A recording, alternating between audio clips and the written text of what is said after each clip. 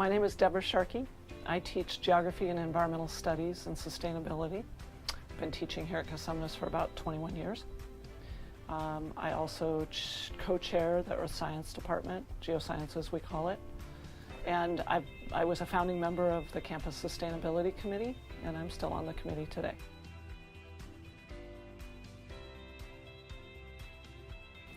I believe it was March of 2007 that a group of 19 faculty representing about 13 different departments put their heads together and developed a memo and sent it to the campus administration asking that we incorporate sustainability into our campus mission, vision, and value statements.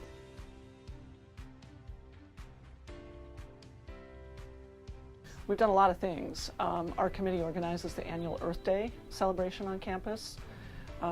We have facilitated a student club, CRC Students for a Sustainable Future.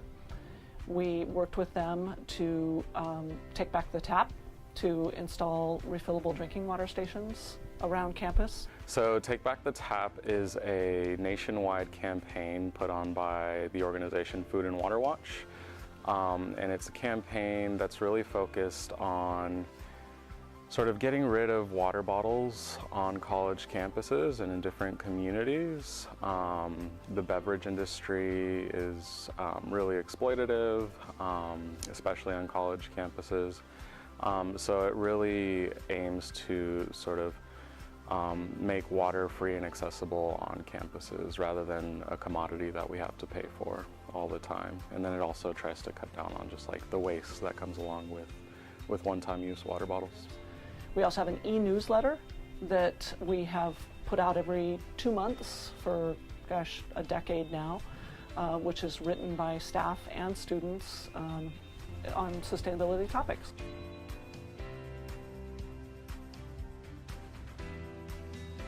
Recycling has had kind of an evolution.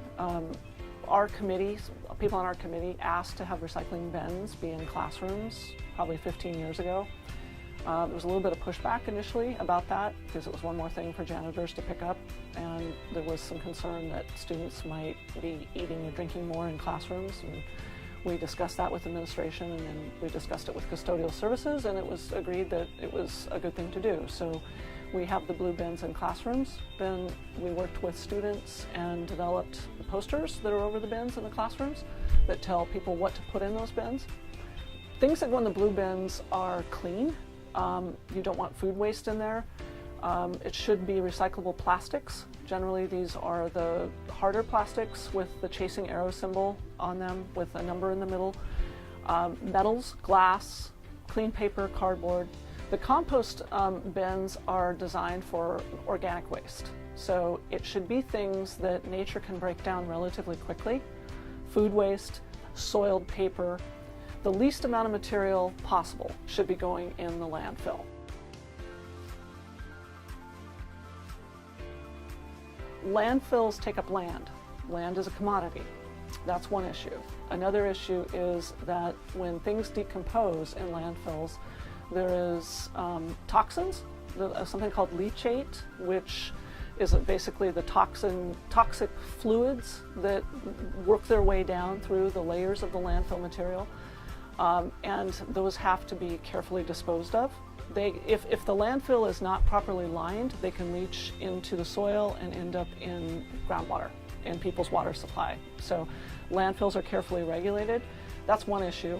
Another issue is that when we bury food waste, organic waste, grass trimmings, wood products in landfills, it decomposes in the absence of oxygen, which means anaerobic decomposition. And a byproduct of that decomposition is methane.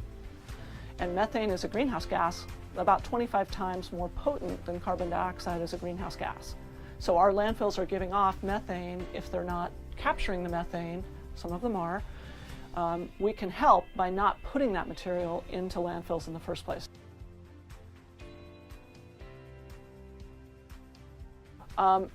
It's kind of a combination of students from my environmental studies class that have been, and the sustainability committee, and the Students for Sustainable Future Club that have worked on these issues. So I can't say it's the sustainability committee alone.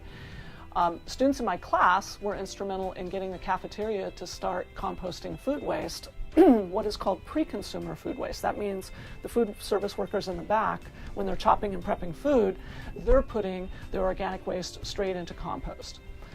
Students also wanted to get compost bins out in the post-consumer area. That's where we all eat, in the cafeteria. And if you go over there, you will see there are bins that are labeled compost. So that's one component. Another component is Dave Andrews in the horticulture department is developing a greenhouse and a garden on campus, and he also hopes to have composting demonstration there, and that's out near the North Technical Building.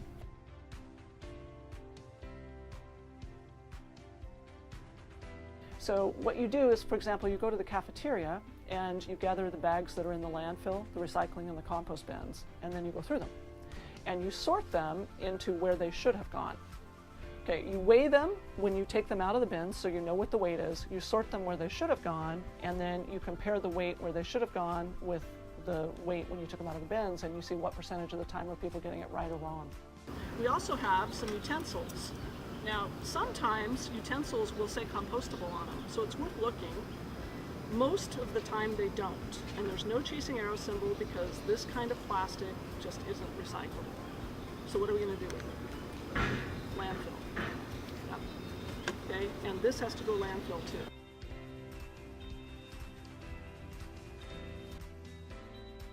Zero waste events are a way to plan any event. It can be a wedding, it can be a luncheon, it can be at a business, here on campus, where you work before the event with vendors, food service providers, to make sure that they're using things that are recyclable or compostable. The idea is to have as little material need to go to a landfill as possible. You also notify the people that are attending the event. This is a zero waste event, so that they don't bring things that need to be landfilled.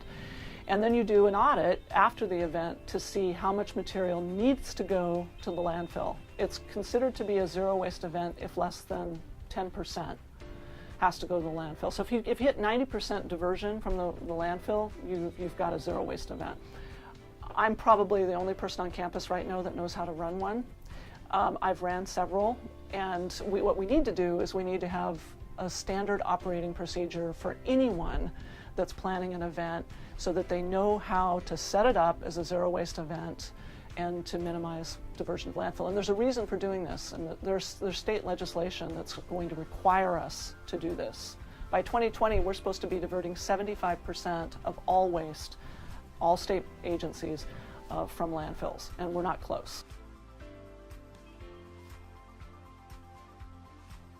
It's always a lot of fun, solar car races, lots of vendors, educational exhibits. Also, we're planning to run the California Geographical Society's statewide conference on our campus at the end of April. And students and faculty are coming from all over the state to attend that, and we will run it as a zero waste event in the Wynn Center.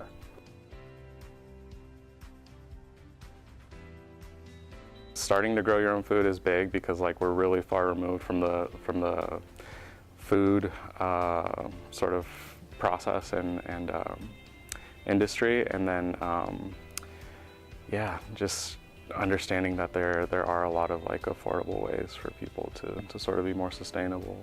I think it's in a lot of ways more affordable to live sustainably than it is to live unsustainably. One of the things students can do is not buy bottled water. This is from our CRC Takes Back the Tap campaign. The student club sold these, and they were instrumental in getting many of the refillable bottle stations put in on campus. So that's one way to keep plastic from going into the waste stream. To pay attention to where you put paper and where you put food waste, especially when you're in the cafeteria. We have the compost bins in the cafeteria. When you see litter on campus, try to pick it up, put it in the right place. Those are some of the things I would suggest.